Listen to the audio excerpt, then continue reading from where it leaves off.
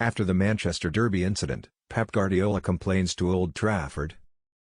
Pep Guardiola, the manager of Manchester City, claimed that the Old Trafford crowd had an impact on decisions after his team lost 2-1 to bitter rivals Manchester United on Derby Day. With a spectacular late victory that caused Old Trafford to go into a frenzy uncommon in this part of town, Marcus Rashford gave notice that Manchester United is back.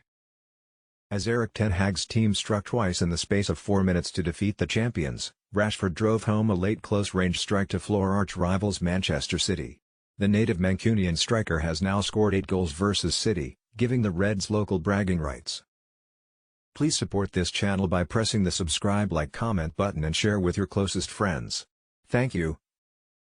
But the resilience United showed to respond after Jack Grealish gave the visitors the lead in the 187th Manchester Derby hints that this triumph won't be just another false dawn.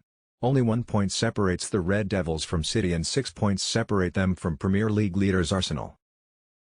Pep Guardiola returned to the City baffled as to why Bruno Fernandes's equaliser in the 78th minute stood, although Rashford had been called for offside and was reportedly interfering with play.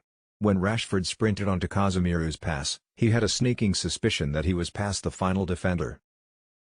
But after approaching the ball, he moved aside to let Fernandes score an equaliser that completely changed the game.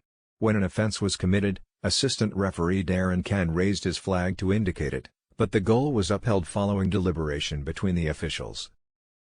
Rashford was obstructing our players and was offside, according to Guardiola. Perhaps I'm unaware of the rules, but I'm aware of the location of the game. It is possible in this stadium with this referee. When we gave up the equaliser, it was crucial that we didn't give up another goal right away. There is room for improvement there. The referee made the decision not to step in. Do we intend to file a grievance? No. It's Old Trafford here. Similar to Anfield, you must improve your game. Should the equaliser for Man United have been ruled out? In the comments box, please share your opinion. When Grealish came off the bench to head home Kevin De Bruyne's far post cross on the hour, it appeared City had mastered ten Hag's tactical scheme that had stifled the game's spectacle in the first half. It was essentially the only time De Bruyne had managed to ignore Fred's advances.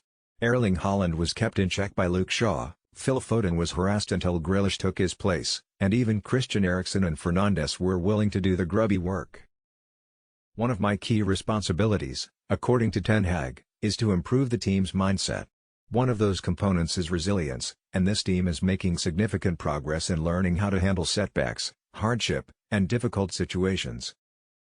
When you are down a goal, you have to keep fighting, but our players today are accustomed to seeing how rapidly games can change.